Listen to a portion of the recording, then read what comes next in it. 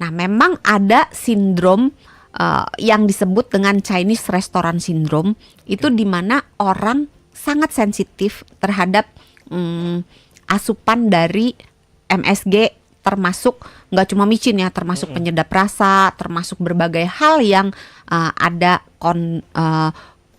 konten ada mengandung monosodium glutamat atau mononatrium glutamat. Nah, untuk orang-orang seperti ini ya jalan keluarnya paling gampang ya kayak Bu Rini bilang tadi, jarang makan atau nggak usah dimakan gitu.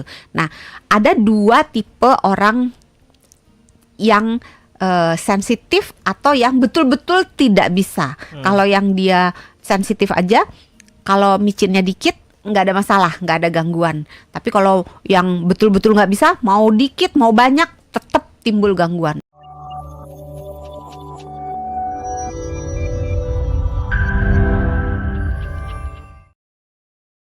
Bu Rini dari Cibubur mau tanya, kenapa setiap bangun tidur hidung tuh terasa mampet? Adakah hubungan dengan tenggorokan? Ada juga yang kedua. Oh, ini kita yang pertama dulu aja deh dok, biar nggak bingung. Ya, selamat malam Ibu Rini di Cibubur. Terima kasih atas pertanyaannya. Kalau hidung mampetnya cuma malam doang ya? Setiap bangun tidur. Setiap bangun tidur terasa mampet hidungnya. Tapi setelah itu enggak. Iya, itu Nah, ada kalau hubungannya sama misalnya tenggorokan. seperti itu, biasanya proses mampetnya itu terjadi karena proses alergi. Karena kalau misalnya terjadinya karena proses infeksi, adanya bakteri atau virus, dia biasanya cuman ada termin waktunya. Jadi mungkin seminggu, 2 minggu sembuh gitu loh. Okay. Tapi kalau nggak ada sembuhnya, sering banget setiap pagi mampet, itu biasanya proses alergi. Nah, proses alerginya ini yang harus dicari tahu apa alergennya, apa yang menimbulkan alerginya. Misalnya, ini kan udah tahu nih, clue-nya munculnya setiap pagi. Setiap pagi. Nah, dicarilah apa yang ada di pagi hari, di jam-jam lainnya nggak ada. Misalnya, oh kalau pagi mandi pagi dingin misalnya, atau oh kalau pagi mungkin pasangannya atau mungkin Bu Rini sendiri pakai parfum misalnya. Jadi jangan-jangan alergi dengan parfumnya, atau alergi dengan sesuatu yang ada di kamar atau di tempat yang Bu Rini hanya kunjungi ketika pagi hari aja. Atau paling biasa, paling sering nih itu terjadinya karena dingin atau karena debu-debu yang ada di tempat tidur, entah di spraynya atau di kotor, kasur. Iya, mungkin enggak terlihat secara mata, kita ngelihat bersih, tapi ada debu-debu halusnya mungkin dari karena polusi nih. Iya. Tapi Cibubur coba juga dicek Jakarta, apa yang ada di pagi, di malam nggak ada. Siapa tahu juga pas mau bangun Bu Rini ketemu Wicak, dijailin suaminya di ini kemoceng. Gitu. Itu geli, bukan pampet. Ini yang kedua nih dok, Bu Rini juga suka ngerasa tenggorokannya jadi nggak nyaman kalau makan mie instan, seperti nyangkut di tenggorokan. Jadi jarang banget nih katanya makan mie instan. Iya, Bu Rini, terima kasih pertanyaan yang keduanya. Ini karena lagi akhir bulan jadi buy one get one. Wow.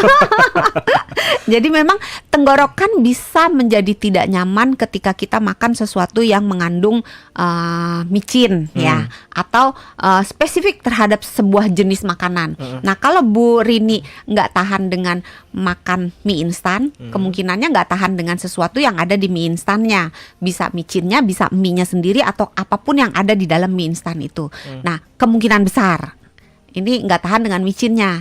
Nah, memang ada sindrom yang disebut dengan Chinese Restaurant Syndrome, itu di mana orang sangat sensitif terhadap asupan dari MSG, termasuk nggak cuma micin ya, termasuk penyedap rasa, termasuk berbagai hal yang ada konten ada mengandung monosodium glutamat atau mononatrium glutamat. Nah, untuk orang-orang seperti ini ya jalan keluarnya paling gampang ya kayak Bu Rini bilang tadi, jarang makan atau nggak usah dimakan gitu. Nah, ada dua tipe orang yang sensitif atau yang betul-betul tidak bisa. Kalau yang dia sensitif aja, kalau micinnya dikit nggak ada masalah, nggak ada gangguan. Tapi kalau yang betul-betul nggak bisa, mau dikit mau banyak tetap timbul gangguan. Nah, kalau bener-bener nggak bisa, ya jangan. Tapi kalau seandainya bisa tapi sedikit, ya mungkin ketika makan mie instan bumbu keringnya mungkin separuh aja. Atau kalau bumbunya mau satu, kuahnya jangan dihabiskan gitu. Atau mungkin bumbunya bikin sendiri. Kan sekarang banyak tuh ulekan yang tinggal di blender doang gitu. Jadi bikin sendiri, mungkin pakai bawang merah, bawang putih dan sebagainya. Oke, thank you untuk Bu Rini. Kita kembali lagi ke topik ya. Kembali lagi ke laptop. Kita bahas soal amandel. Tadi kan kita udah bahas banyak soal gangguan tidur, terutama soal proses mendengkur tadi ya, Dok. Gangguan tidur itu kan banyak disebabkan oleh banyak hal kan. Nah, kalau kita bisa tahunya nih gangguan tidur yang kita alami itu berasalnya dari amandel yang terganggu, itu gimana cara tahunya, Dok? Maksudnya apakah bukan gangguan tidur yang lain gitu? Iya, disebabkan yang lain. Sebenarnya kalau kayak gitu gampang aja. Kalau dia udah sembuh, ngoroknya hilang. Ya Tapi kan? amandel yang keganggu itu akan selalu bisa kita rasakan atau kita bisa nggak mengalami gejalanya? Tahu-tahu amandelnya bisa keganggu. Bisa sih, karena saking kronisnya amandel itu, atau saking biasanya dia kumat, baru sembuh sebentar kumat lagi gitu. Itu bisa orangnya itu jadi terbiasa gitu dengan kondisi amandelnya. Apalagi anak-anak kan kadang-kadang dia sulit mendeskripsikan sesuatu yang dia alami dengan kata-kata yang jelas gitu. Tapi kalau misalnya anak kecil, kita mungkin bisa lihat dia banyak ngiler, atau kalau dikasih makan nolak melulu gitu. Seolah-olah kayak nafsu makannya rendah, atau dia mengalami kesulitan menelan. Nah, kalau misalnya itu disebabkan oleh amandel, ketika terjadi radang, ya pada saat yang bersamaan mungkin dia nyeri menelan, anaknya kok rewel gitu, terus ada demam, terus mungkin dia ngeluh sakit kepala, sakit perut, sakit leher gitu, atau ada gejala-gejala yang lain, mungkin ada batuk, ada pilek, suaranya serak. Nah, mungkin dari situ kita bisa menduga bahwa ini amandel gitu. Nah, kalau misalnya tahu ini amandel apa bukan yang menyebabkan dia gangguan tidur, ya dilihat. Kalau amandelnya udah sembuh, misalnya kalau dia karena bakteri dikasih antibiotik, kalau dia misalnya karena virus cuman dikasih makanan yang mungkin tidak terlalu merangsang, diminta untuk kumur air garam gitu, terus minum air yang banyak gitu, diberi anti nyeri, itu dia hilang sendiri sekitar 1 minggu 10 hari gitu, dia hilang sendiri. Nah, kalau udah hilang harusnya mendengkurnya hilang. Tapi kalau mendengkurnya kok masih ada ketika amandelnya udah sembuh, atau kita lihat pakai senter gitu, udah nggak ada nih, amandelnya udah kempes, kok dia masih mendengkur, jangan-jangan mendengkurnya bukan karena amandel, bisa karena yang lainnya gitu. Oh, jadi kalau amandelnya membesar itu kita bisa melihat dengan kelihatan.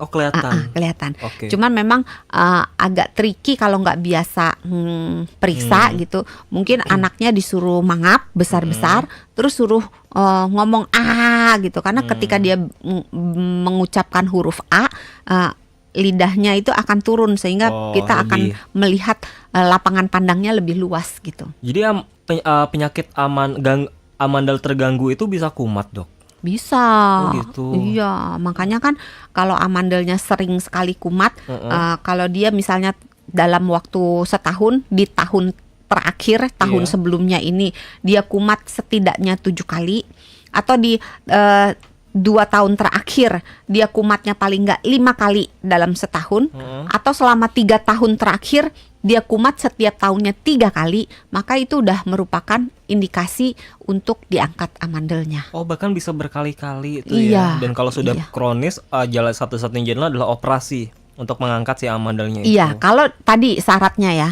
Atau mungkin dia nggak sebanyak itu kumatnya, tapi dia menyebabkan gangguan menelan.